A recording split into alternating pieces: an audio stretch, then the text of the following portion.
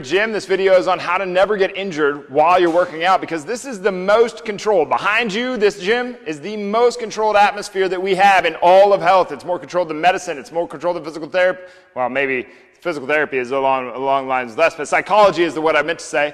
And it's more controlled than any other thing that we possibly have, any medicine, okay? And if you're interested in working with us and making sure that you are working out in a way that never gets you injured, okay, go to gritgym.com/how-to-start. Okay, all one word. And get signed up there. Just fill out that form. I'll give you a call. We'll have you out. We'll do a very thorough assessment to make sure that we're doing right by you. We have to do our due diligence up first, and this is the one thing that sets Grit Gym apart more than anything else, is how much we are willing to do up front with you to make sure that we do our due diligence and do right by you, so that we know what exercises to include and to not include. Because you've got to remember, things can go worse way easier than they can go better. So things have to go through the filter of what should you not do way before they go through the filter of what you should do. But these are the 5 things that are going to add up to what you see in the caption above. Our number 1 priority is to reduce training-related injuries. Number 2 priority is to reduce injuries outside of training, okay, outside of the gym. And number 3 is to get to the goal. Most of the time, gyms like this are putting the goal first, and that's their error, okay. And right now, over the last 5 years, this study took place, and it was a worldwide study, and they found that over half of the people who join a training gym in any given of those years will get injured at some point. And that doesn't include the people who are like, man, yeah, my shoulder just doesn't feel so good. Yeah, my back really hurts real bad first thing in the morning. Oh, my knee, I kind of drag it to work with me. It doesn't include all of those, okay? Because those people are just toughing it out, and they're kind of just playing the crossing the line between tough and stupid. And not to say that I haven't gone there, but the thing is, I don't get to go there with clients, okay? This is the one thing I do not like, that doesn't fly. And other gyms are willing to experiment with you. We are not. We are only going to use what we know will work, and we're always up for changing it in the moment if that is what you do need, okay? So the first thing we need to do, and if you're interested in working with us, go to gritgym.com/how-to-start and get signed up out here so that you can do your assessment and figure out what's going to work best for you, because that's the first one, okay? The first one is that we have to do that assessment. We have to do that program design session. Go to gritgym.com/how-to-start, and if you just want the program design session, that's no problem. Go to gritgym.com/PDS, and you'll come out here and we'll actually build you a program that you can do in your house. Hey, but you have to do the assessment up front to figure out what we should not do and what we should do. If you can't keep your rib cage down and bring that arm up and really hit that position, then we don't get to do things like chin-ups, overhead pressing, Turkish get-ups, windmills, any kind of overhead activity really that we're going to compromise. Because what's going to happen is you're going to raise your arms up like this, and you're going to go, oh, I can do it, but you're just leaning back. You're not actually getting here. Or you're going to flare out that rib. You're going to compromise at the shoulder or the low back most of the time. Somehow you're going to compromise, and that's just one example. What if you have a really deep hip socket? Should you be squatting ass to grass? No, you should not. Do not do that, okay? That you're asking for torn labrum in your hip, okay? You have a labrum, like you have a labrum up here, labrum down here, okay? You're asking for a labral tear if you have a deep hip socket and you're trying to squat deep, okay? You're asking for a spine injury if that's what you're doing. Do not do that. So we have to go through a very thorough assessment to make sure that we're doing right by you, okay? Number 2 is we need to coach the game. 3 is we need to exercise prescription. 4 is to educate the client. 5 is the accountability to the exercise, okay? That's all with the client. So the first one, we're doing our due diligence to figure out what you need and what you do not need, okay? What you do and don't want in your program, okay? I think we've gotten clear on that with the assessment. 2, coax the gain, okay? This is the other mistake. People are trying to force their body into submission. Do not do this. It's a huge error, okay? You don't get to work past your capabilities. You get to work up to them and then figure out what you can do. So if you can bench press 200 pounds for one, you're not going to try to go and hit 225 next month. You're going to go up to 200 and see if you could do 2 reps. You see the difference there? And usually you wouldn't even do that. You would want to do like back down to 185 and see if you could hit 7. That's the difference. You want to coax the gain along. We want to be leading this. We're imposing a little bit of stress to get a little bit of adaptation later, okay? So we impose the stress, and then later during the recovery, our body gives us what we want, okay? So we impose the stress upon the body, we eat some food, and we sleep, and all of a sudden the body gives us that adaptation. We do it again, and we get that. We do it again, and we get that. We do it again, and we get that. It's a coaxing. It's not a forcing. You don't want to force your body to do this. Coax the gain along. Do not submit your body to your will. That's like think of this. Think if you were a parent and a bunch of kids and you're trying to submit them to your will, and then you expect them to give you a hug and to love you and to like having you around, right? No, they're not going to do that. They're not going to like doing their chores when you forced them into doing their chores. But if you get them to realize the value of doing their chores and the reason behind why they might be doing it, you lead them along to why they should be doing the thing, and all of a sudden they're like, yeah, I'll do that. That makes good sense. Probably. Okay? If they value the thing, they'll do the thing, right? You got to give your body some trust. Your body needs to trust you before it will allow you to go where it wants to go. Before where you want it to go. Okay, it's no different than stiffness. A lot of people think they have hamstring stiffness. No, they've got a trunk instability. Okay, they're reaching down towards the toes like, man, my hamstrings are so stiff. I almost guarantee you, we run them through an assessment, and their hamstrings are not stiff. Okay, your body will not let you go to that place because you don't have enough stability above or below that joint that's in question. Okay, so your body is not trusting you to go past that place because your body's pretty smart. It's like, nope, we don't like that. You know, like my shoulder right now, like I can go to here. That's about as much internal rotation as I have without compromising the shoulder, right? Well, I have more internal rotation than this.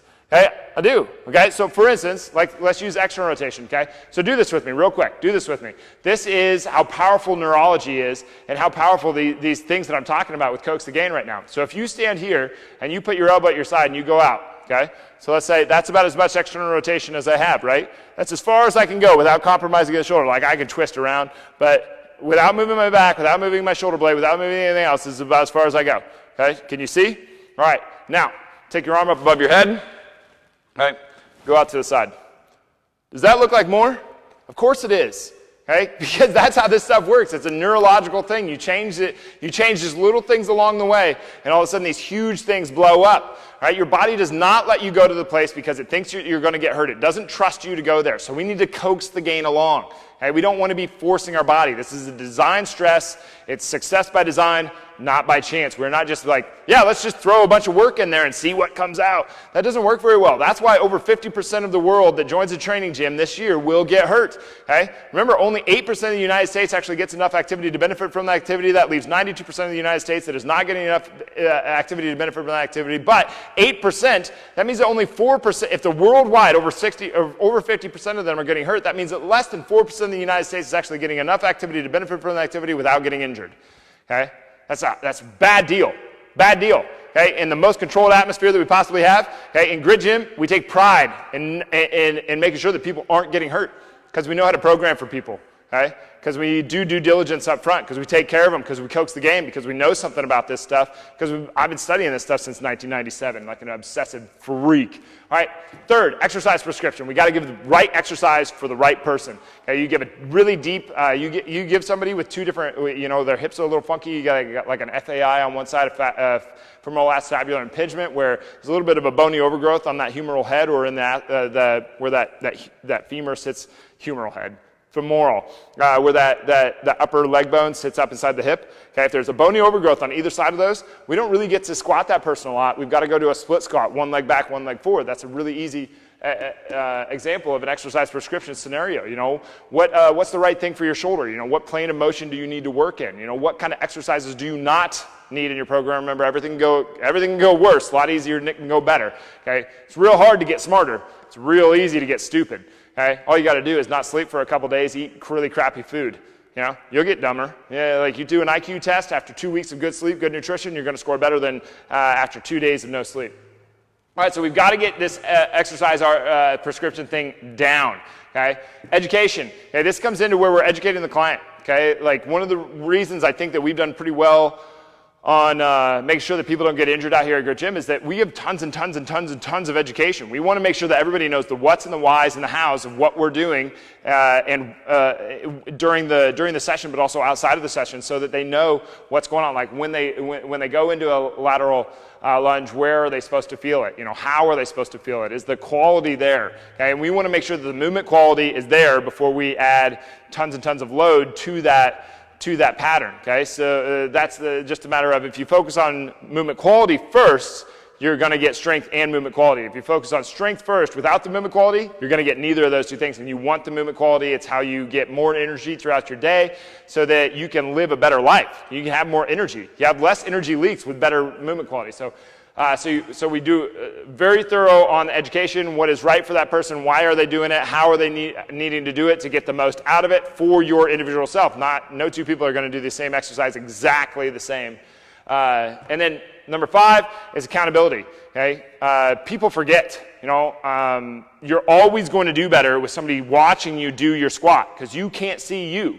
Okay, I can't see me do a squat. It's not a thing, right? I don't, like some people are like, well, I have mirrors. It's like, yeah, but you don't need to be externally focused while you need to be internally focused. You want to be internally focused while you're doing a squat so that you can feel what's going on. You don't want to be externally focused on a mirror trying to analyze what you're doing or doing wrong. Don't do that. There's a reason that there are no mirrors out here at Grit Gym. Because I don't want you looking at yourself while you're doing the thing. I want you to internally focus and feel how your body is moving. I don't need you looking over you're doing squats and you're looking over your shoulder trying to look in the mirror and see how you're doing them.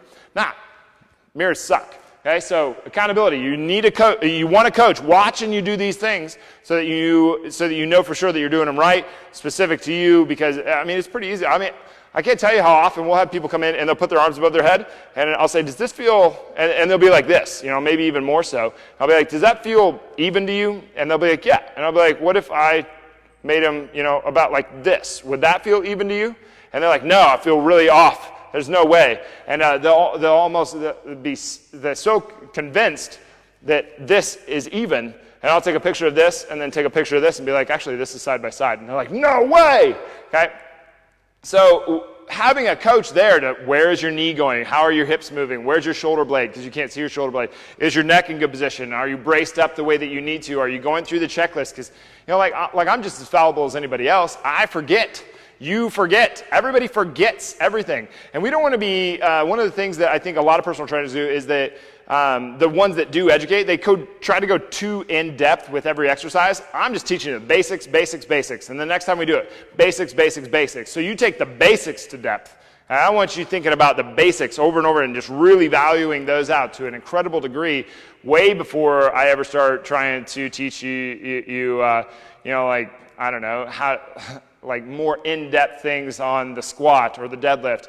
I need you to get the basics because 99% of what we're going to do are basic movement patterns. Okay, you don't need to be doing all these fancy different exercises. All right, so assess, coax again, exercise prescription, educate, accountability. Right, these two down here are a lot of time with the client, and we spend a lot of time with it like every day, all the time. You always have a coach with you out here at Grit Gym. And with these two also, we might change the exercise as we're going along. Maybe it's just like, okay, well, that was just the wrong exercise. Let's switch. Exercise prescription. This comes down to programming. Okay? Before you even walk into Grit Gym, everything is already programmed out, ready to go. It's ready for you. We've already thought about this, given a great deal of time and energy to thinking what's going to be best for this person and what's not going to be best for this person. Coax the Gain is a concept that nobody, or I shouldn't say nobody, but hardly anybody adheres to. And it's really sad because this is one of the things that is this is the thing that is going to get you everything that you want in just about every single scenario. You're just coaxing it along. Everybody thinks it's like they're forcing their body to do what they want it to, and it's not. You're not forcing your body to do this thing. You're trying to coax it. You're trying to say it's a matter of leadership. It's like, yeah, come here, do this thing, do this thing, do this thing. It's not, you're not an authoritarian over your body. Your body is going to win. It's only got a few billion years of evolution on you. You're not smarter than your body. It's not going to happen. Okay? So coax the gain. You need to work symbiotically with your body. You need to develop a synergism. You need to develop a friendship here. Your body needs to trust you. You need to trust your body. Not, you don't need to go to war with your body because you're going to lose. Your body controls the pain. Okay? Just like try going a month without eating. You'll be fine. Try going a week. Yeah? Your body's going to get so hungry that it'll eat anything. You'll see, like talk to a wrestler that's cut weight for a certain period of time. I guarantee you, they've looked at food that was in the garbage can and been like, oh my God, that looks so amazing.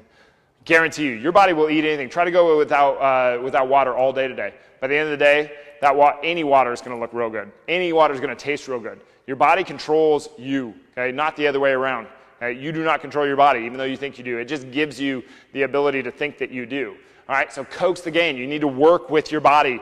Don't try to submit it. Okay, and then you have to do the assessment up front. I cannot tell you how big of a deal this is. We don't know where we're going until we do the assessment. We have to do the assessment up front. But We have to do the assessment. We have to coach the game. We have to make sure that we're putting exercises on your program that work for you. I pick up people's programs on a pretty regular basis where they're not coaching the game. They're starting out with a max effort weight. They might think like, this person can clean 200 pounds, so we're staying safe, and we're going to do 175 for 12 reps. And it's like, that's so far over. If you do the math on that, the math of strength on that, that's so far over a 1 rep max of 200 that that person should just be slapped. That's not coaching the game. All right, and then they're doing fancy exercise like cleans, jerks, snatches. Like somebody not that long ago, I saw this like weird leg up on a barbell. The person couldn't barely hold position, lateral plank thing where they're bringing their bottom leg up. That might be a fine exercise for somebody that can handle it, but this person obviously could not handle it and was just weaving and bobbing and trying to everything they could to stabilize, but they couldn't stabilize because they didn't have the strength yet. Nothing against them. They just didn't have the strength yet. That's the bad exercise prescription right there. That's what gets people hurt. Okay, educate, have to educate the person. Accountability, have to keep them accountable to the exercise that they're doing and the way that they're doing it. Okay, but that's on us. Okay, it's on us to educate the client. It's on us to keep the client accountable. But that's what you're getting out here at Grit Gym.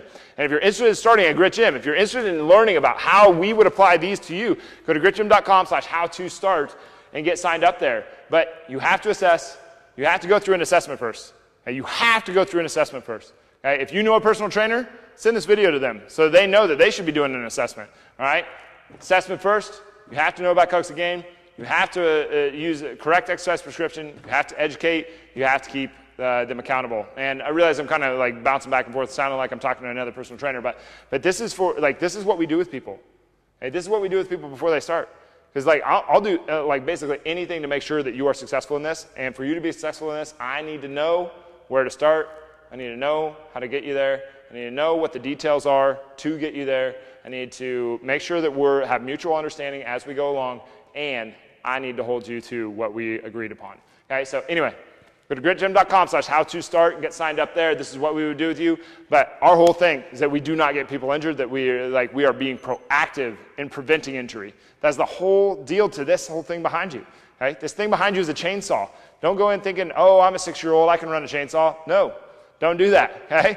Outsource this. But anyway, go to gritgym.com/how-to-start. Let us help you out. And if you're interested in doing an assessment, maybe you're not in the area, go to gritgym.com/PDS and get signed up for a program design session. And we'll do the assessment, and I'll build you out a program, and you can get to work on that. But number 1 is to prevent training-related injuries. Number 2 is to prevent injuries outside of training. Number 3 is to get to the goal. Do not try to get to the goal first. Do those in order. Okay? Prevent injury first, prevent injury second, get to the goal. Go to gritgym.com/how-to-start, and we'll have you out here and we'll get these done with you.